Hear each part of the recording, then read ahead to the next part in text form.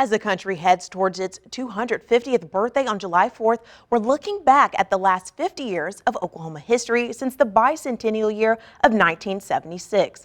This month, Rich Lenz recaps the years through 2006 through 2015. It was a decade that began with the emergence of a new Oklahoma-born country music superstar, and it ended with an established star returning to the concert stage with one of the most successful tours of all time.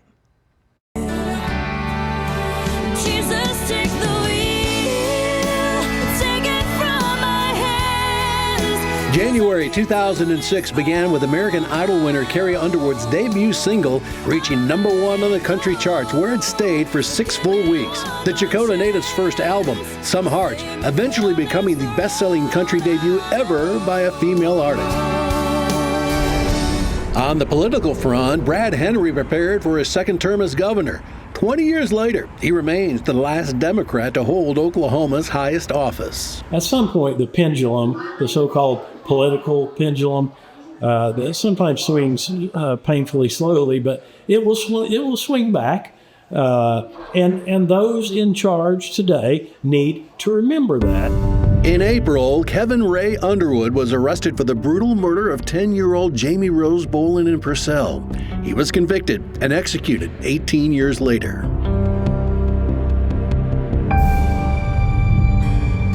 On a happier note, the lifestyle empire of Ree Drummond begins with the debut of a blog called The Pioneer Woman. That leads to a popular TV show on the Food Network and a thriving business empire in downtown Pawhuska.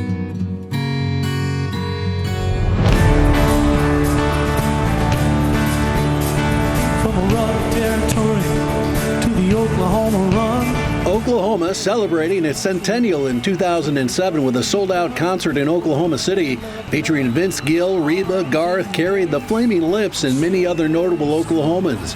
The event was broadcast statewide by OETA. You don't keep slugging with the big guy. They're going to try and win the football game right now. In sports, the Big 12 champion Oklahoma Sooners on the losing end of one of the greatest upsets in college football history, beaten by Boise State in the Fiesta Bowl 43-42. Johnson, Boise State has won the Tostitos Fiesta Bowl. Can you believe it? And there was this. I'm a man. I'm 40. I'm not a kid.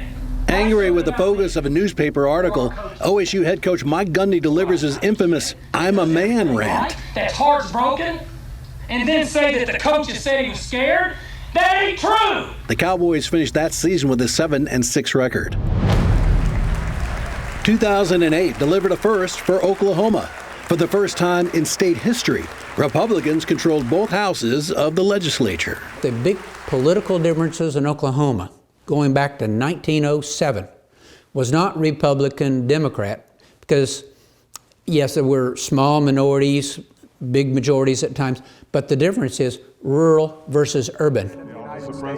And there was an historic first nationally as well. Illinois Senator Barack Obama becoming the first black man elected president of the United States, defeating Arizona Senator John McCain. So help you God? So help me God. Congratulations, Mr. President. Meanwhile, in New York, Tulsa-born Tracy Letts' semi-autobiographical play, August, Osage County, debuts on Broadway and goes on to win 5 Tony Awards. Which brings us to 2008 and part of 2009. The Thunder's inaugural season in the then Ford Center, finishing with a 23-59 record. Not very good. But the promising play of young stars like Kevin Durant and Russell Westbrook giving fans hope for the future. And that's certainly been realized with a championship and now the construction of the billion-dollar Continental Coliseum. It's changed the external image from a dry, desolate Dust Bowl to a city that has its you-know-what together and can support a team like the Thunder. It's a new image that the state has earned. It's an image that's changed our own attitude about our state. I love people so much. Born in Ada, Oklahoma in 1918, 91-year-old Oral Roberts died in December. The eponymous university he founded in Tulsa in 1963 remains one of the leading theological colleges in the world. And we lost another iconic Oklahoman in May of that year.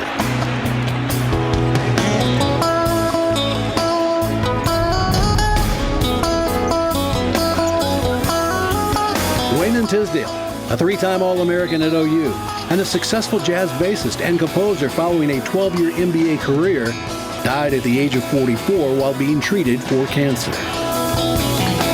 Back in the zone now of Oklahoma City. Moves the ball, and Kevin Durant says enough ball movement.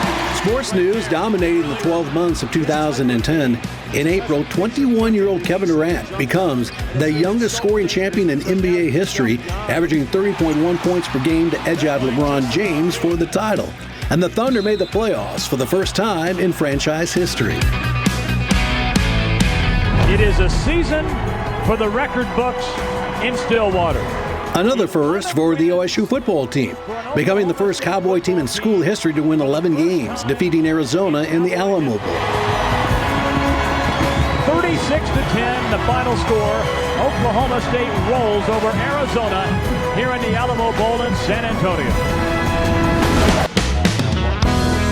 In 2011, Ada's Blake Shelton propels his country music career to another level by becoming a national breakout star as a judge in the inaugural season of The Voice. I think it's impossible to think of The Voice and not think of Blake Shelton. People are bugged to a light. They're just really attracted to him. It has to start with a great voice. On May 24th, a tornado outbreak spawning an EF5 tornado and two EF4 tornadoes resulted in 11 deaths, 293 injuries, and devastating damage in El Reno, Chickasha, Prague, and other communities. And another tragedy taking place on November 17th. OSU women's basketball coach Kurt Butke, his assistant Miranda Cerna, and two others perished when their small plane crashed in Perryville, Arkansas. The second aviation disaster to befall Oklahoma State in the span of 10 years. Kurt was maybe on his way to becoming the most successful women's basketball coach we'd ever had. He was a friend to everybody. He was somebody who was very much the face of his program. Miranda was very, very dedicated to her profession. She was aspirational. She had goals, she had dreams. She was driven to be a head coach. I said, oh Lord Jesus, it's a fire. In April, Kimberly Sweet Brown's reaction to escaping an apartment fire in Oklahoma City became a worldwide phenomenon. And then the smoke got me. I got bronchitis. Ain't nobody got time for that. Ain't nobody got time for that. Ain't nobody got time. Ain't nobody got time. Ain't nobody got time for that. Generating millions of views, inspiring songs, and popular merchandise. Ain't nobody got time. Ain't nobody got time. Ain't nobody got time for that. As is too often the case in Oklahoma, severe weather dominated the headlines in 2013. On May 20th, a massive tornado leveled the Plaza Towers Elementary School in Moore, killing 7 children. In all, the storm claimed 25 lives, and 212 people were hospitalized. 11 days later, the largest tornado ever recorded, 2.6 miles wide, roared through a rural area near El Reno, killing 4 storm chasers, just 2 days after Blake Shelton organized and performed in the Healing in the Heartland benefit concert to aid tornado victims. Thank you. Thank you. I'm here tonight with some of my closest friends from Oklahoma and beyond to join Reba McEntire, Vince Gill, Usher, and many others also participated. Of this land that means so much to me. A whole lot of shaking going on in 2014. There were at least 560 earthquakes of magnitude 3.0 or greater, making Oklahoma the most seismically active state in the United States, far surpassing California. It kept us off the street, put clothes on our backs, food on the table. Kevin Durant named the NBA's most valuable player, and on May 6th, his acceptance speech thanking his mother becomes an instant classic. You the real MVP.